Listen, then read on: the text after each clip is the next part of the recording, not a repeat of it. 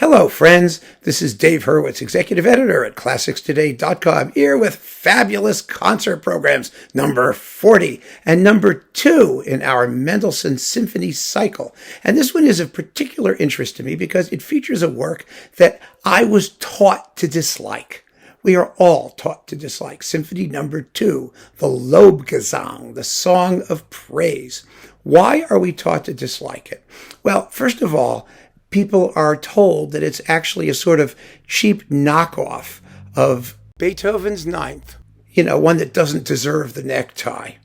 And I don't know, maybe it doesn't. Maybe it deserves something else. Maybe a bow tie would be more appropriate. Who knows? But that, to me, is the cheapest of all the criticisms because everything is influenced by somebody or something. And the issue is not whether there was an influence. The issue is whether the piece is, in and of itself, a great piece of music. And originality, per se, is completely irrelevant as far as I'm concerned if the composer knows what he's doing. And Mendelssohn always knew what he was doing. That's not a question.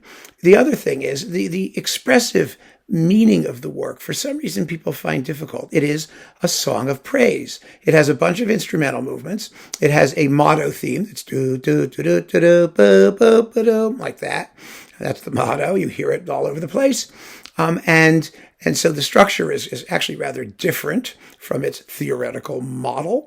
And beyond that, there is a sort of cantata finale, which alternates solos with choruses, and it's about the triumph of light over darkness and about praising God. And I don't see anything wrong with that, frankly. I mean, the sunrise is glorious. It's fabulous. And what really got to me, it's about an hour and 5 minutes longish. People say it's too long. And it's exciting. It's like all Mendelssohn. Mendelssohn was a twitchy composer. His music moves. And this thing moves. It doesn't have any real dead spots that I noticed. I just was taught to dislike it. So I never paid attention to it. Then when I did hear it, I had this prejudice against it. I said, oh, God, it's the Lobgesang. But then I finally, when I wrote my book on Mendelssohn, I sat down with my score and I listened to it. You don't even need a score. And I was like, whoa, this is beautiful. It's really, really beautiful.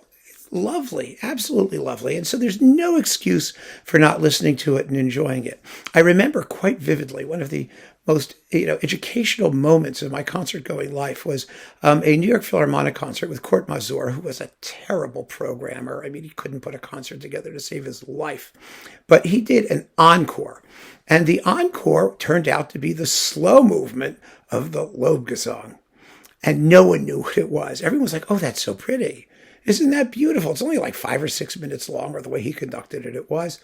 And it was just lovely. Now, is that the ultimate encore? Well, I don't think so. I think you should do like something from Swan Lake that's like louder than hell. The Shostakovich Festive Overture, like Rostropovich used to do. Now, that's an encore. Okay. So, but it was German. He was German, so it had to be sublime and profound and all that crap. And it was. What do you know? It really was. And it was the slow movement of the Lobgesang. So I'm telling you, there's really great music in there. And since it's a full hour and a bit by itself, it's obviously the second half piece after intermission. So what do we do before intermission? Well, I decided we should have a choral concert.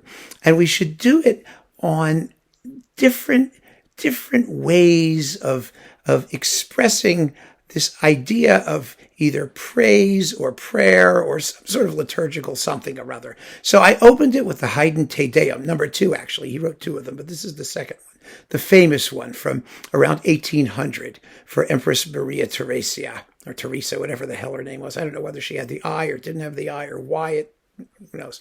Anyway, it's the one that begins with the college fight song. Te Deum laudamus. That one. It's just the catchiest thing in the world. It's only 9 minutes long. It's like an overture. It's perfect to start any concert, even if it's not a choral concert. It is catchy and rhythmic and fabulous, and it's another song of praise. Then, as a contrast to that, Handel's Dixit Dominus. Now, I don't know how many of you people know that psalm, the Dixit Dominus, but it's bloody. It's God is going to smite and punish and kill and destroy and squelch and whoo, baby. And there's one point where the actual music, because Handel, who was inveterately dramatic, he couldn't help himself. I mean, it's one of the most exciting things in all of Baroque music. The text is "Conquas sabit in capita terra something." It's God is going to smite the heads of the heathens and then the kingdoms of the naughty countries, and the chorus just does a war chant on the word "conquas sabit."